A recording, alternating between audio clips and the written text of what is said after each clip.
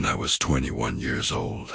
I lived in what most people would call a dream house. It had huge floor-to-ceiling windows, a massive backyard, and a private pond right at the edge of the property. My parents were very wealthy, so I often stayed home alone for weeks at a time. I used to love that deep silence and isolation. But one warm summer night, everything changed. The peaceful silence of that big house turned into my worst nightmare. You think you're safe behind locked doors and thick walls, until you realize something is watching you from the darkness. Something that does not want you to know it is there. The air that night was hot and heavy. The smell of wet earth and grass came through the open windows. I was sitting comfortably in the sunroom, watching a show on TV. The only light came from the screen. Suddenly, I heard a splash in the pond. At first, I thought it was just an animal, maybe a duck or a frog, but the sound came again. It was heavier this time, slower. It sounded like a human body moving carefully through the water. My heart started beating faster. I stood up and walked slowly to the glass door that led to the deck. Outside was completely black. No moon, no stars, just darkness. Then I heard it again. Splash, splash. But this time it was followed by a low humming sound. Someone was in our private pond, humming a strange tune like they were relaxing at a public beach. It made my skin crawl. I quickly turned on all the bright outdoor floodlights. The white light flooded the entire backyard and pond. Everything became silent instantly.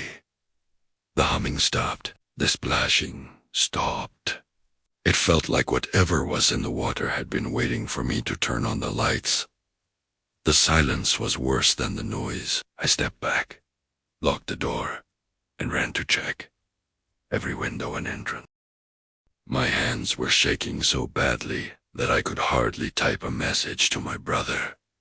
There's someone in the pond. Come home right now.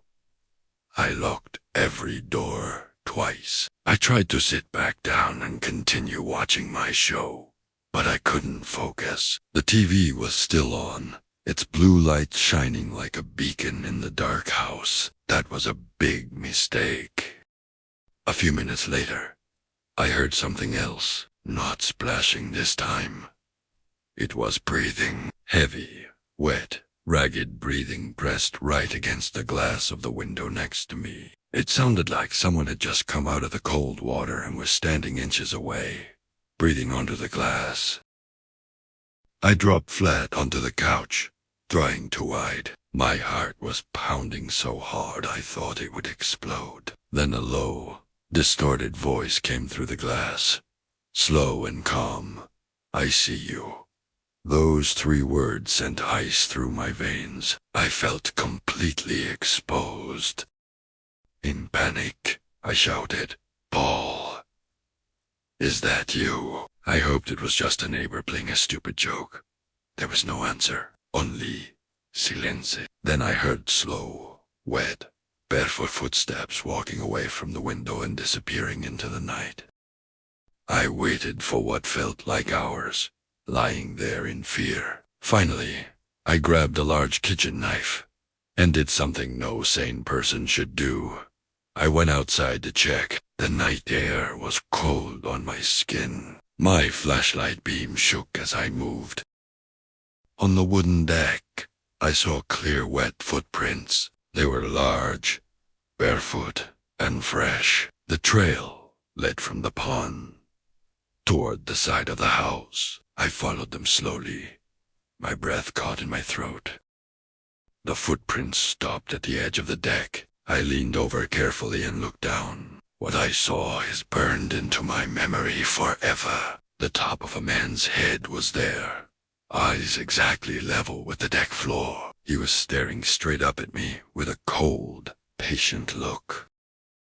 His eyes were dark, and empty. Water dripped from his wet hair onto his pale face. He had a slight smile, like he had been waiting for this exact moment. In that second, I felt like he already owned me, like this house had always belonged to him. Our eyes locked. Time seemed to stop. I saw pure hunger and patience in his stare. He wasn't in a hurry. He was enjoying the fear. My legs felt weak. I couldn't move. I screamed and jumped back. The knife fell from my hand. When I looked again, he was gone. Only the wet footprints remained, slowly drying in the night air. But I knew he was still out there, watching from the darkness of the pond. I stayed awake all night, with every light in the house turned on. I held the knife tightly and didn't close my eyes even once. Every small sound made me jump. Every shadow looked like him. I felt like he could appear behind me at any second. When morning came, my brother finally arrived. The wet footprints were still visible on the deck. We called the police, but they didn't take it seriously. They said it was probably just a swimmer or a prank. They didn't understand. They didn't see those eyes. A few weeks later, we moved out of the house. My parents never talked about that night again. They refused to accept that their perfect safe home had been someone's hunting ground. But I knew the truth. Even now, years later, when I am home alone, I never look out the windows at night. I keep all the curtains tightly closed. I still check the locks multiple times. The fear never fully left me. If you are ever outside in the dark and you hear a sound that doesn't belong there, a splash, a hum, or breathing, do not look for it. Do not try to be brave. Just run. Run as fast as you can and don't stop. Because some things hide in the darkness and wait. They wait for you to feel safe. They wait for you to be alone. And when you finally look, it's already too late. He is no longer just in the pond. He is inside the house. And he is still whispering, "I see you."